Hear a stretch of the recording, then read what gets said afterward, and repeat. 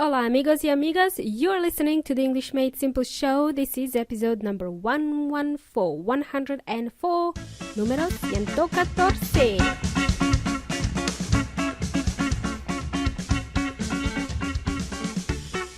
Hello, what's up?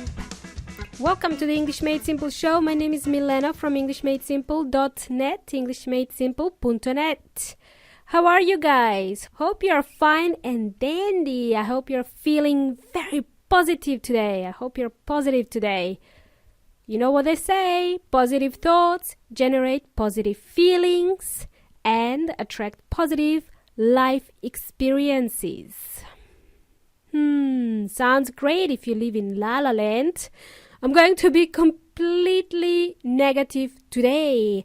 I am going to completely crush your positive feelings today. Tell you what, I'm feeling very negative today. Sarcastic and negative. I'm feeling double negative today. So you guessed it, amigos. We are going to talk about something negative in today's episode. Today's topic will be about double negatives.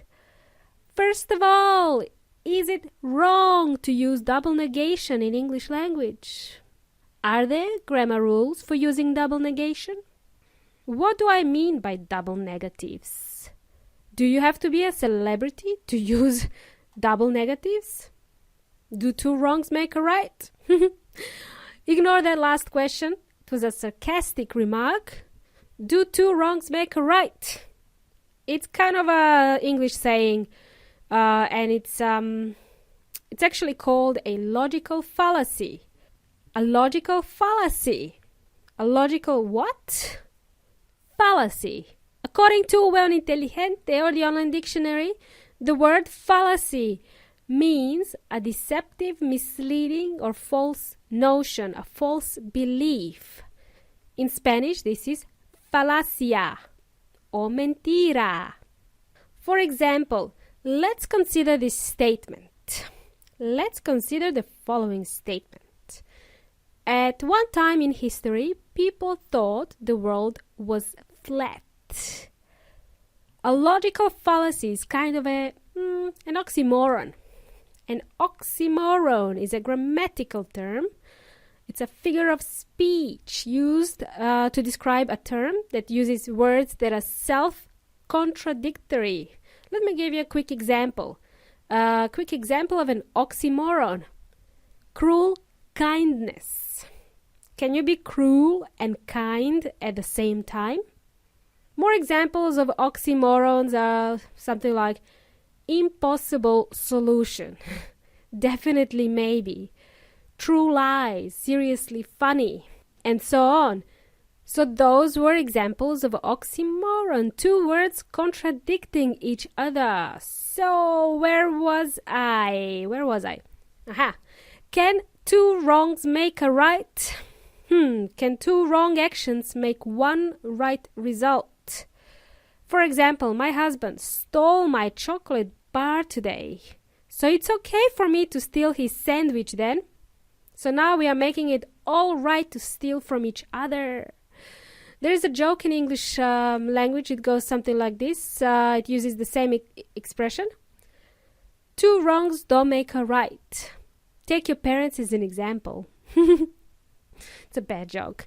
Let me just stop here so I don't go further off topic. I'm getting myself distracted. I always get myself distracted. Así no me desvío más del tema que estamos hablando. So let me conclude my babbling, my gibberish by saying that two wrongs don't make a right. All they do is create excuses. Right, as I was saying, today's topic is about double negatives. Double negatives are not acceptable in standard English. And you shouldn't use them except in very informal situations. If you are around your friends, yes, you can get away with double negatives. You would be okay using double negatives when you are with your friends, okay? However, in formal situations, in the very formal situations, when you are sitting exams, attending job interviews, and business meetings, writing emails, doing presentations at work, you must use single negative structures. Amigos, let me refresh your memory about how to construct a sentence using a single negative. Let me give you a quick example using a single negative structure, starting with an affirmative sentence, a positive sentence. I will buy a jar of Nutella. The negative form would be, I will not buy a jar of Nutella. We simply added the adverb not. I will not buy Nutella. Another example. I'm going out with my friends tonight. That's a positive sentence, affirmative sentence. I am not going out with my friends tonight. And that's a negative one. Cool, easy peasy lemon squeezy so far.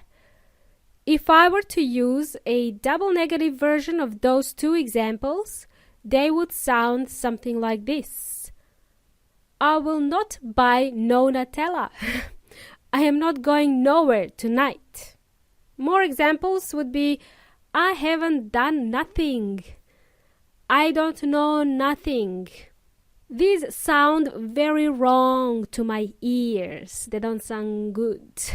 Those examples were double negatives and they would not be acceptable in standard English language. Did you know that the majority of world's languages use double negatives, and it's okay to use them in other languages like Spanish or Russian or Serbian? I presume that is why it's hard for many English learners to understand double negatives. Anyway, in Spanish, for example, it would be perfectly fine to say no hay ningún problema, literally meaning there isn't no problem.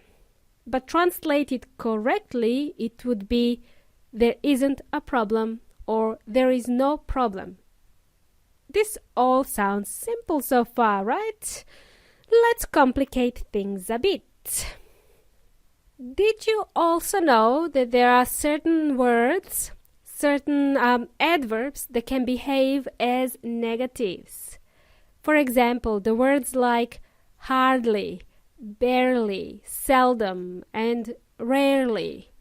Hardly in Spanish is difícilmente. Barely, seldom, and rarely in Spanish would be, all three would mean something like casi nunca, rara vez, meaning not often. Because these words are treated as negative, their meaning is negative, really, they shouldn't be used together with another negative term in the same sentence. I don't watch movies seldom. Sounds incorrect. Another example would be, I hardly have no money. Another incorrect example, I cannot hardly breathe. Remember guys, you cannot negate sentences when you're using these adverbs such as hardly, barely, seldom, and rarely. The correct way to use them, okay, I seldom watch movies, meaning I don't watch movies that often. I hardly have any money means I don't always have money with me. I can hardly breathe means I can't breathe. I can hardly breathe. Alrighty, cool bananas. Cool bananas. Someone said bananas? Who's got bananas? I ain't got no bananas. That's another example of a double negative to use with your friends. You can use that one. I ain't got no time for that. Another slang example of a double negative used incorrectly. I ain't got no time for that. Very slang. So, when is it okay for us to use double negatives? Can we do that? Yes. There are some situations where we can use double negatives. Yes. There are two situations where it is okay to use double negatives. The first one being together with prefixes. And the second one being if you're a celebrity, if you're a musician. Just keep listening. This will start making sense very soon. The prefixes I am talking about here are the ones that you add at the beginning of an adjective to give it alternative meaning. For example, prefix im. You would use prefix im on the word possible. If something is not possible, then it becomes impossible. So the opposite of possible is impossible. The opposite of responsible is irresponsible. The opposite of natural is unnatural. The opposite of respectful is disrespectful. So how is this okay to use with double negatives? I will give you an example where two negatives are used in the same sentence to express a positive idea rather than a negative one, okay? For instance, it is not always unacceptable to use double negatives.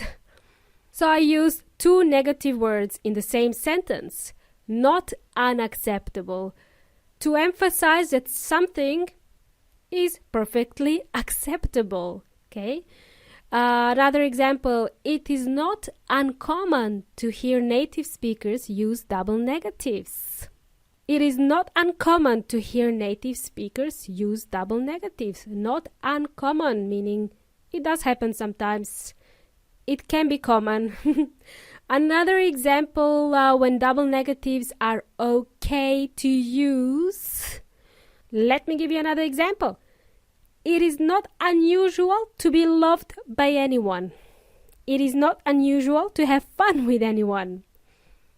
It is not unusual to be loved by anyone. Famous song by a Welsh singer called Tom Jones. And now I have it stuck in my head. It's a very catchy song by Tom Jones released in 1965. You can dance to it. Check it out. It's called It's Not Unusual by Tom Jones. You must have heard of it. Some of you might have heard of the song. Also, if you are Mick Jagger from the Rolling Stones, you can also get away with double negatives. Their song, I Can't Get No Satisfaction, doesn't make any grammatical sense. But it does make sense to sing it out loud and dance like Mick Jagger.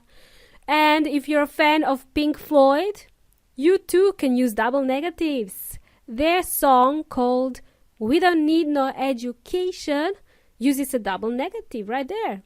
Another famous song that's easy to sing along to. So here we are, amigos y amigas.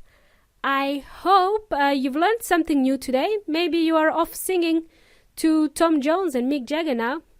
Both happy dancey songs using double negatives. It's a bit ironic, isn't it? A bit of an oxymoron, if you ask me.